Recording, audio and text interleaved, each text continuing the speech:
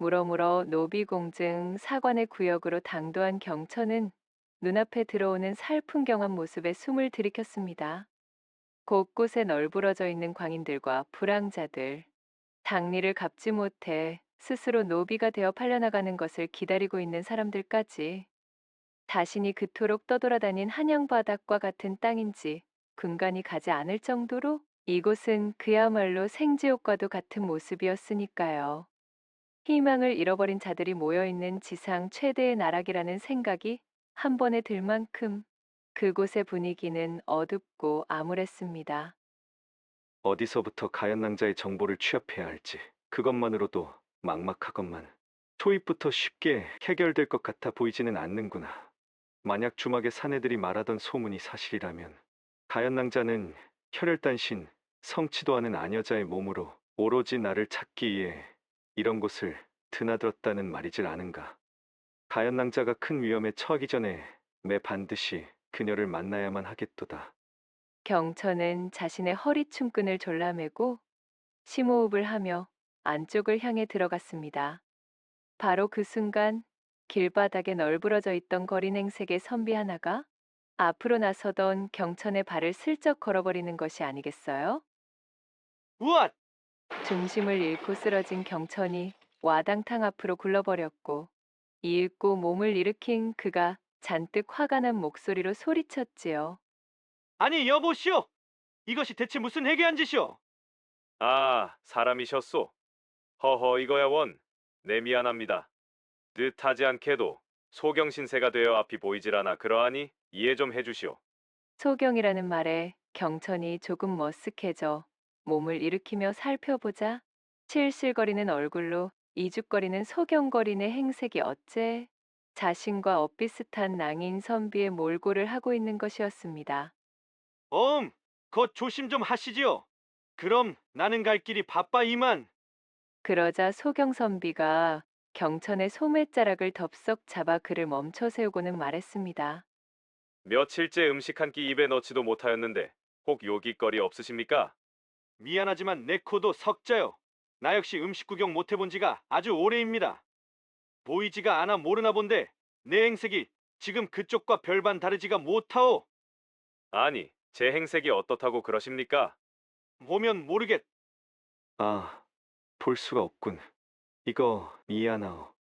아무튼 당신 거린을 가까스로 벗어난 몰골이오. 이 지경이 되었는데도 모르시겠소? 경천의 말에 소경 선비는 충격을 받은 듯 입을 떡 벌리고 놀라는 표정을 지었습니다. 한시가 바쁜 와중에 웬 괴이한 선비가 달라붙자 초조해진 경천은 소매자락을 붙들고 있는 소경 선비의 팔을 슬그머니 뿌리치며 말했지요. 이보시오, 내 지금 여기서 일이 한가하게 있을 짬이 없소이다. 내 바쁜 일이 있으니 그럼 볼일 보시구랴. 나는 이만 용무가 있어 먼저 가겠소. 그리고는 한 발짝 앞으로 발을 때려는데 이게 웬걸? 경천의 소매자락을 붙들고 있는 소경 선비의 팔힘이 어찌나 센지 앞서 나가려던 경천이 휘청 몸이 기울 지경이었습니다. 아니 왜 이러시오? 이것 좀 놓고 좀. 경천이 버럭 고성을 내지르며 언짢아 하자 소경 선비가 다가와 경천의 귓가에 속삭였습니다. 미안하지만 나를 좀 도와줄 수 있으시겠소? 지금까지 무엇을 들은 게요? 내가 지금 한가하게 이러고 있을 시간이 없소. 한시가 급한 와중에 당신까지 도울 여력은 더더욱 없는 사람이고 말이오. 대체 무슨 일이기에 이 노비거래촌에서 바쁘다는 게요? 설마 지엄한 국법을 어기고 몰래 산업이나 도망친 간호를 잡아다 거래하는 노비 상인이시오? 이 사람. 거 보이지 않는다고 생사람 잡지 마시오. 나는 오히려 그 지엄한 국법을 어기고 산업이나 간호를 암암리에 내다 파는 족속에게 혹여나 잡혀 있을지도 모르는 내 정인을 찾고 있는 사람이오. 하도 어처구니가 없어 억울해하는 경천의 목소리에 소경 선비가 씩 미소를 지으며 답했어요. 호, 그러하시단 말이시오? 이곳에서 찾는 정인이 있으시다? 그러하면 더더욱 잘 되었소. 나를 도우면 당신의 정인을 찾는 일에도 도움을 받을 수가 있을 것이오. 소경 선비가 희죽거리며 경천에게 귓속말로 몇 마디를 속닥거렸고 그의 말을 들은 경천의 두 눈이 휘둥그레졌습니다. 지금 한 말이 참으로 사실이시오.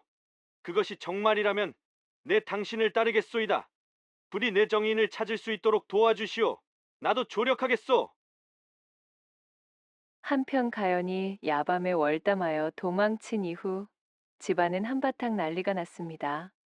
병약하고 연약한 아씨의 야반도주 하나 지키지 못하여 세도가 양반댁 무남동녀의 생사조차 모르게 되었으니 여식의 안위와 체면을 동시에 구긴 안방마님의 심기가 여간 불편한 것이 아니었지요.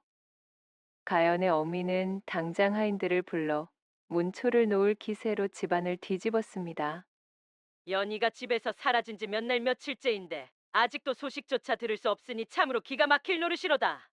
건장한 사내도 아니고 병세가 완연한 아녀자 홀로 그것도 눈에 띄는 비단 옷을 두른 양반댁 아녀자 이거늘 아직도 찾아내지 못한다는 것이 이게 말이나 되는 이야기이냐. 내 딸이 지금 이 한양의 저작거리 어딘가에서 그 어떤 험한 꼴을 당하고 있을지 모르는데 지금 당장 무슨 소식이라도 가져오지 않으면 내 그날 번을 서고 지켜보고 있던 놈들부터 시작하여 내 놈들 모두 가만두지 않을 테니 목숨들이 아깝거든 당장에 나가 무엇이라도 알아내거라. 서슬퍼런 얼굴로 일가라는 가연의 어미가 보이는 박력은 하인들로 하여금 공포에 질리게 만들기엔 부족함이 없었습니다. 그리하여 발등에 불이 떨어진 하인들이 저작거리 구석구석을 샅샅이 뒤지며 가연의 행방을 찾는 것에 혈안이 되어 있었지요. 하인들은 이번 아씨 수색 임무의 성과를 내지 못하면 자신들의 목이 온전치 못하리라는 것을 잘 알고 있었습니다. 하인들은 혼비백산하여 서로 패를 나눠 저작거리 곳곳에서 가연의 행방에 대한 실마리를 캐고 다녔어요. 그리고 그 패 중에는 무명이라는 이름의 하인도 있었지요. 가연이 월담을 하던 그날 밤, 가연의 방 앞에서 번을 써다 그만 졸음을 참지 못해 깜빡 잠이 들었던 하인이 바로 무명이었습니다. 무명은 그야말로 똥줄이 타고 있었습니다. 이대로 가연의 행방에 대한 단서 하나 잡지 못한다면 가연의 행방불명에 가장 많은 책임을 지게 될 하인은 다름 아닌 자신이 될 것이 분명했으니까요. 허참 제 얘기 이거야 원. 번 한 번 잘못 써는 바람에 아주 명줄이 간당간당하게 생겼구먼. 도대체 아씨는 그 몸으로 여집가정 어디로 달아나 버리신 거요? 무명은 씹듯이 욕지기를 뱉으며 눈을 부라렸습니다. 필사적으로 저작거리를 기웃거리며 가연의 흔적을 쫓고 있었지요. 그러던 중 드디어 무명 역시도 저작거리 가득 나도는 사관에 등장한 정체불명 양반 여인에 대한 풍문을 접하게 되었습니다. 오라, 이거이 분명 인상착의로다가 볼 때 가연아 씨 힘이 틀림없구먼. 이 소식을 다른 하인들에게 알렸다가 일이 틀어지거나 공을 빼앗기면 내 목숨은 보전될 리가 없구먼. 다른 하인들 귓구녕에 들어가기 전에 후딱 확인부터 해야 쓰겄어. 이를 확신한 무명은 단걸음에 사관을 향해 발걸음을 옮겼습니다. 사관 골목으로 도착한 무명은 본인의 경험을 바탕으로 이곳저곳을 뒤져대기 시작했고, 그렇게 잠복하여 며칠 동안 사관 골목을 헤맨 결과 드디어 한 으슥한 뒷골목 창곡간에서 익숙한 목소리를 마주할 수 있었습니다. 당장 이거 놓지 못하겠느냐? 썩 물러들 가라잡느냐? 내가 누군지 안다면 감히 이런 짓은 하지 못할 것이니라. 음성을 확인하는 순간 무명의 눈에 생기가 감돌며 번뜩 빛이 있는 듯 했습니다. 이 목소리는 분명 가연아 씨의 목소리가 틀림없구먼. 확신에 찬 무명이 목소리가 들려오던 창곡간 벽 뒤에 숨어 머리만 빼꼼 내민 채 안쪽의 상황을 살펴보았습니다. 그 안에는 대여섯의 왈패들이 피로가 켜켜이 쌓인 채 몰골이말이 아니었던 가연을 애워싸고 있었지요. 경천의 소식을 찾아 사관골목을 얼마나 헤매고 있었는지 가연은 당장이라도 쓰러질 것 같은 꼬락서니로 오들오들 떨고 있었지만 그 안광만큼은 죽지 않고 서늘하게 살아있었습니다. 이보시오, 귀하신 여식분. 저기 바깥 시상에서 침깨나 뱉으면서 권세를 좀 누리셨는지 어쨌는지는 모르겠지만 이 사관골목 안에서는 그런 것이 무용지물입니다요. 여기는 족보는커녕 당장 내일까지 목이 붙어 있을지 어떨지도 모르는 것들 천지라 아주 그냥 막사라제 끼는 놈들 소굴이구먼요. 그런 놈들이 득시글거리는 곳에서 그래 동네방네 값나가는 폐물을 들고 다닌다고 떠벌리고 다니시니 우리 같은 놈들을 안 만나고 백이겠소? 내 이놈, 무엄하구나. 내가 찾는 사람에 대한 소식을 전해주는 자에게 보답으로 주겠다 하였지. 언제 폐물을 들고 다닌다 떠벌렸단 말이더냐? 어서 물러나지 못하겠느냐? 순진한 것이요? 멍청한 것이요? 아직도 상황 돌아가는 낌새 파악이 아니 되는 모양이신갑지요? 나는 지금 예서 이리 시간을 허비할 수 없는 몸이다. 왈패들을 향한 가연의 외침에 절박함이 가득 실려 있었습니다. 경천에게 도움을 요청한 소경선비는 본디 사헌부의 관리였으나 임금의 눈에 들어 이후에 임금 직속의 어명을 받들어 변복을 한 채 암행을 다니던 비밀 감찰관이었습니다. 국법으로 금하는 산호비 암매매 또는 도망친 간호들을 적발하여 해당 가문으로 돌려보내는 것이 아니라 웃돈을 얹어 머나먼 다른 곳으로 팔아치우고 공증문서를 날조해주는 이 사관 뒷골목에 대한 풍문이 조정에까지 닿아 있었기에 이에 따른 조사차, 변복을 하고 정탐을 하고 있었지요. 이들은 국법을 어기는 천비, 노비매매 말고도 신분이 중인, 심지어는 양인인 자들도 그 연고가 취약하다 하면 남몰래 인신을 겁박하고 연금하여 노비 낙인을 찍은 후 머나먼 섬이나 염전 등에 팔아치워버리는 악독한 수법까지도 자행하던 악랄한 자들이었습니다. 사관골목에 스며들어 이러한 패거리에 대해 자맹을 펼치던 소경선비는 자맹 도중 그만 이 사관 패거리에게 발각되었고 도망치던 패거리 중 하나가 집어던진 야경분의 눈을 당하고 만 것이었지요.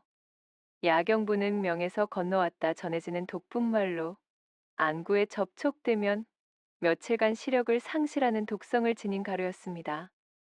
그리하여 졸지에 소경신세가 되어 낭인처럼 길바닥에 쓰러져 있던 차에 우연히 경천을 만나게 되었지요.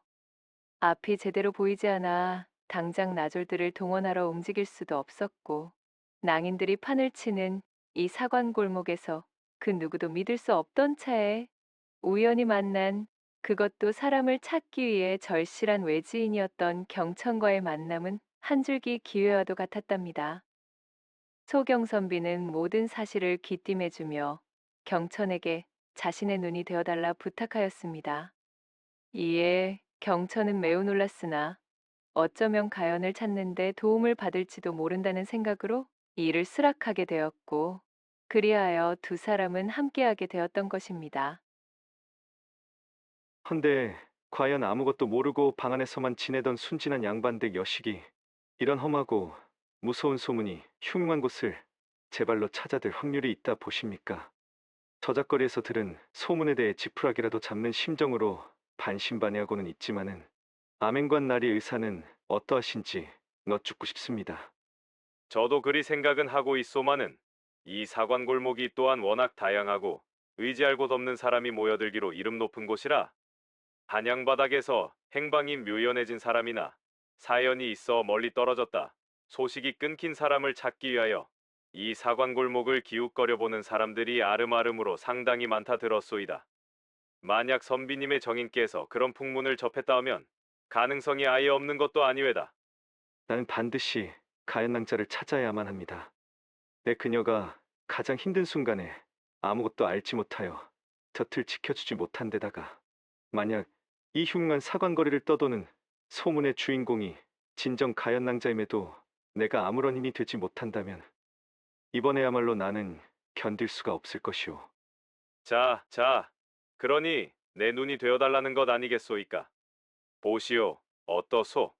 필시 이 근방 어딘가로 허름한 행색의 사람들이 들어는 갔으나 나온 흔적은 없는 출입구가 보일게요. 바로 그곳이 내가 찾는 지점이오. 거기가 놈들의 본거지임이 틀림없소이다.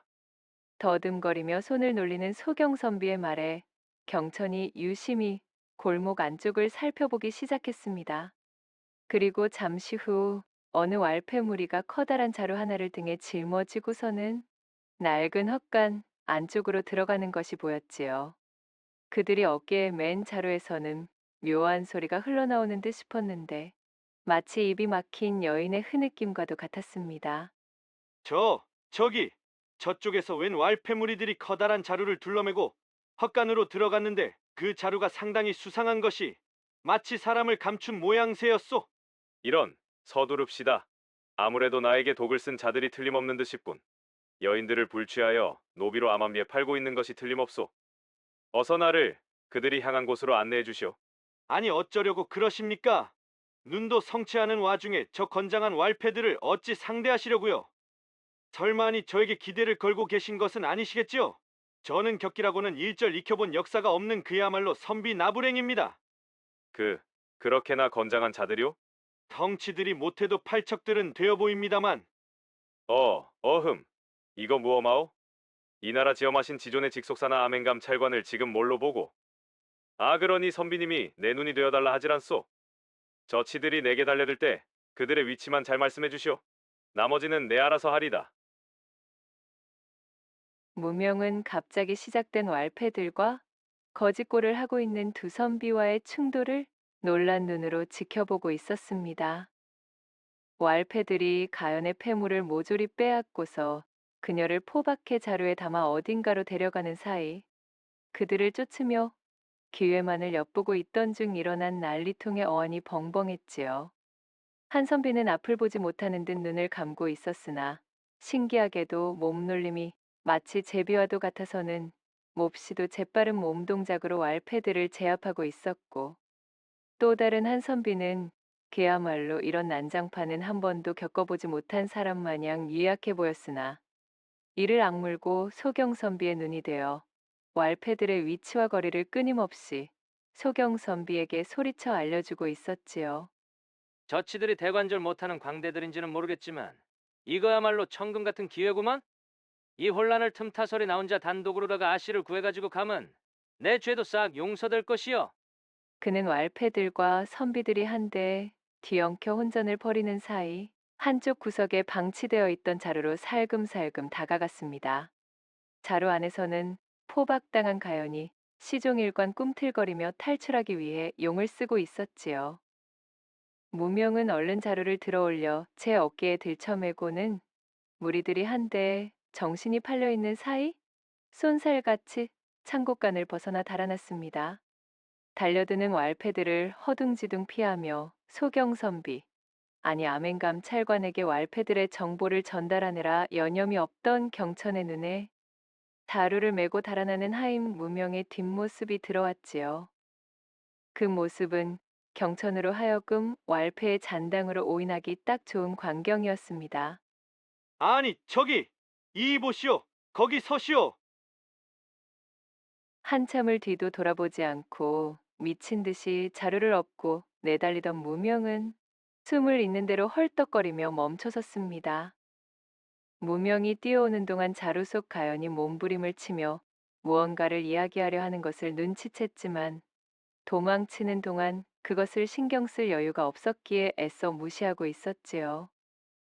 이윽고 인적이 닿지 않는 듯한 외딴 창고간으로 몸을 숨긴 무명이 주변을 둘러보고는 안심한 뒤 자루의 입구를 열고 가연을 꺼내 그녀의 포박과 재갈을 풀어주었습니다. 아씨, 접니다요. 무명입니다요. 이제 안심하셔도 되는구먼요. 무명의 반가움 가득한 외침에도 어쩐 일인지 가연은 몸을 축 늘어뜨린 채 눈을 감고서는 대답이 없었습니다. 엄마? 아씨, 정신 좀 차려 보십시오, 아씨. 무명이 놀라 안절부절하며 가연의 코에 자신의 귀를 가져다 대었지요. 아뿔싸 가연이 숨을 쉬지 않는 것이었습니다. 이것이 뭔 일이요? 아씨, 일어나 보십시오 좀. 사색이 된 무명이 제 주인 집 아씨의 몸에 감히 손을 대는 것이 얼마나 커다란 죄인지도 망각한 채 가연의 몸을 잡고 흔들었으나 가연은 깨어날 줄을 몰랐지요. 뭐시여 시방. 설마 아까 전 자루 속에서 숨쉬기가 힘들어가지고? 무명은 그야말로 머리털이 쭈뼛 서는 기분이었습니다. 일이 이 지경까지 되어버릴 줄은 몰랐던 것이었지요. 그저 아씨를 구하고 무사귀환시키는 공을 독차지하여 제가 저지른 죄를 용서받을 생각뿐이었지. 막상 그 아씨가 답답한 자루 속에 갇혀 호흡곤란의 상황이 왔을 줄은 꿈에도 몰랐습니다. 무명은 머릿속이 새하얗게 변했고 이윽고는 커다란 충격과 함께 자신에게 닥칠 후환이 두려워 실성에 가까운 상태가 되어버렸습니다. 이렇게 되면 나는 목이 달아나는 것으로는 끝나지 않는구먼. 창것의 종놈이 주인댁 아씨를 이리 만들었으니 오체분실을 당해도 100번을 당할 것이여. 무명은 고래고래 소리를 지르고는 자신의 머리를 쥐어뜯었습니다. 흔들리던 동공으로 고민하던 무명은 결국 창곡간 한쪽에 널브러져 있던 지푸라기 더미로 가연을 덮어두고는 그녀를 내버려 둔 채 주랭랑을 치고 말았지요. 대단합니다, 감찰관 나으리. 실로 대단한 무의입니다. 설마하니 앞도 보이지 않는 상태로 이 장정들을 모두 때려 눕히실 줄은 몰랐습니다. 아이고, 아이고 되다 돼. 말도 마시오. 내 지금 까무러치기 딱 일보 직전이오. 왈패들은 모두 아멘감 찰관의 탁월한 무예 솜씨의 아래턱과 관자놀이를 가격당하여 혀를 빼물고 널브러져 있었습니다. 의외로 경천과의 합과 죽이 잘 맞아떨어져 두 사람은 왈패 무리들을 제압할 수가 있었지요. 아멘감 찰관이 뒤로 벌러덩 자빠지며 엄살을 피웠으나 경천은 그를 잡아세우며 외쳤습니다. 안 됩니다. 이들의 일행 중 하나가 자루를 메고 달아나 버렸습니다. 어서 그자의 행적을 쫓아야 합니다. 필시 그 자루 속에 무고한 아녀자가 들어있을 겁니다. 구해야지요. 아이고, 알겠소. 거 살살 좀 하시구려. 경천의 성화에 아멘감 찰관이 못 말리겠다는 듯 몸을 일으켰고 부랴부랴 창고간을 빠져나왔으나 경천이 보았다던 일행, 즉 무명은 이미 모습을 감춘 뒤였지요. 어느 방향입니까? 추격할 수 있겠습니까? 이럴 수가. 한 발 늦어버린 것 같습니다. 나으리. 안타까움에 발을 동동 구르던 경천은 문득 바닥에 요란하게 찍힌 발자국을 발견하였습니다. 황급히 나서 달려나간 모양새, 그리고 무거운 짐을 들쳐매기라도 한 듯 발자국이 남은 곳마다 바닥에 흙이 움푹 패여 있었지요. 아무래도 이쪽인 듯 싶습니다. 발자국이 필시 무거운 짐을 맨 자의 형태, 즉 자루를 메고 도망친 자일 것 같습니다. 눈썰미가 아주 대단하시오. 자, 앞장서시지요.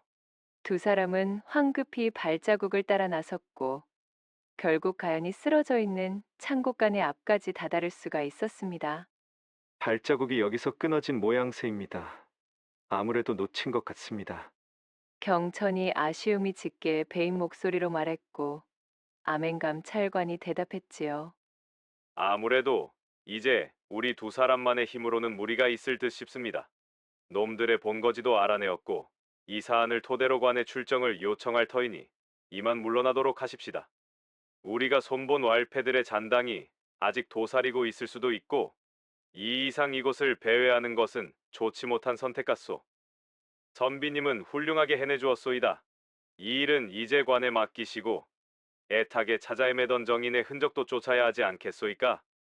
감찰관의 말을 들은 경천은 못내 안타까운 표정이 되어 고개를 떨구고 말았습니다.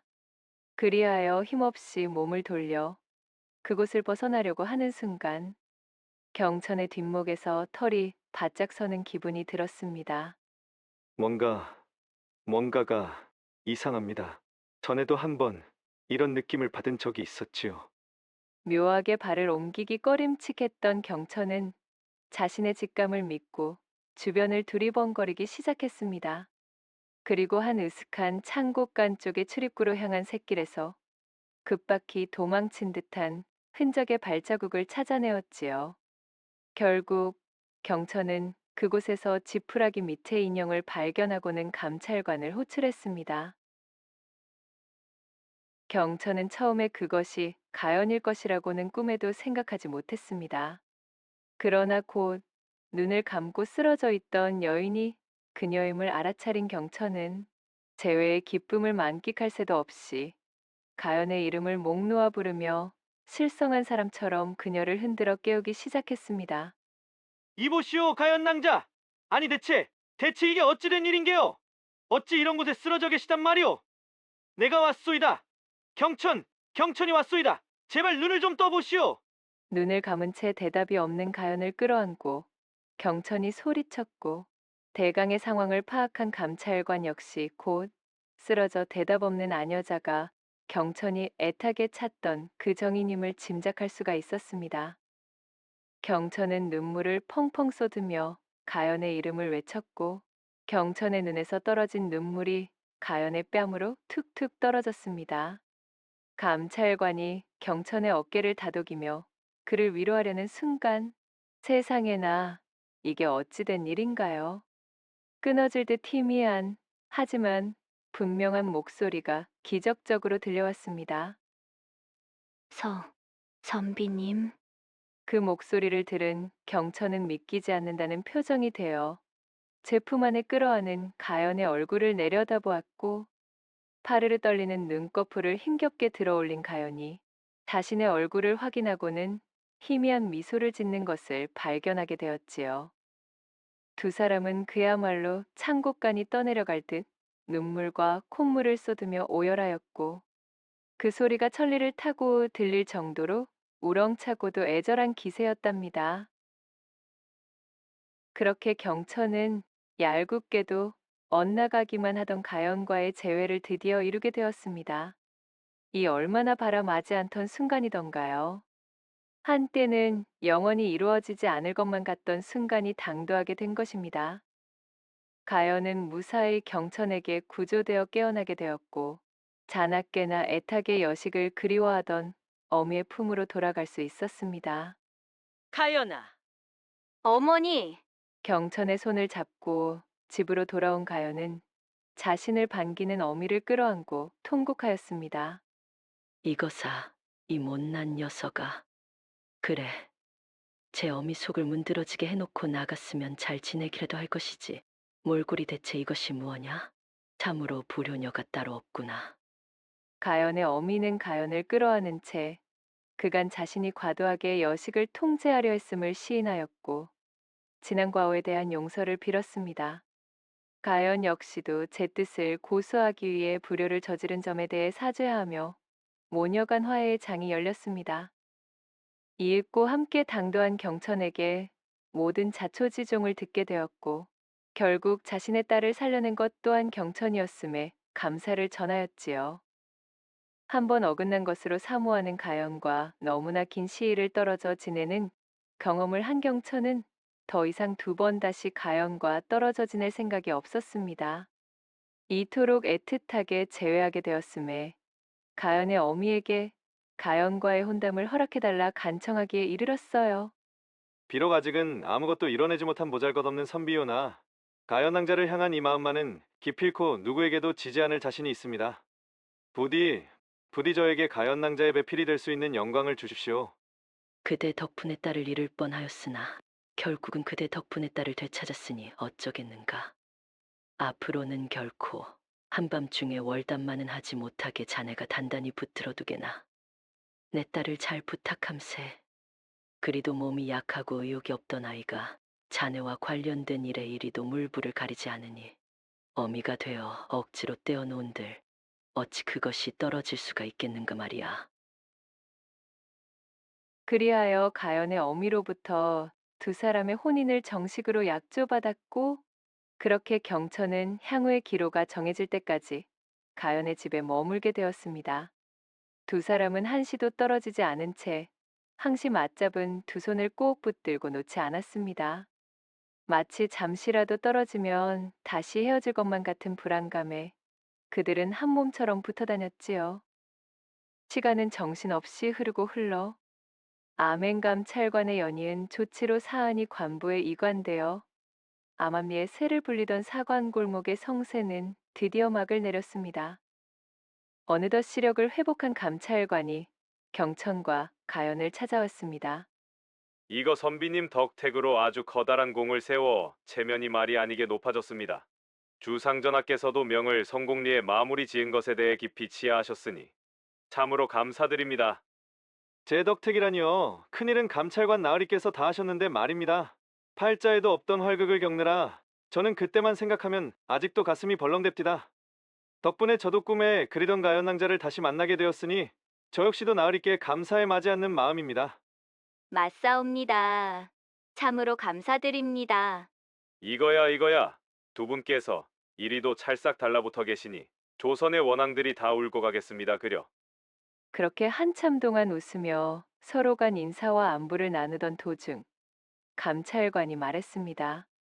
주상전하께서 이번 공로에 선비님의 공적과 자질 또한 적지 않음을 아시고 저희 감찰 업무에 등용할 수 있도록 윤허하셨습니다.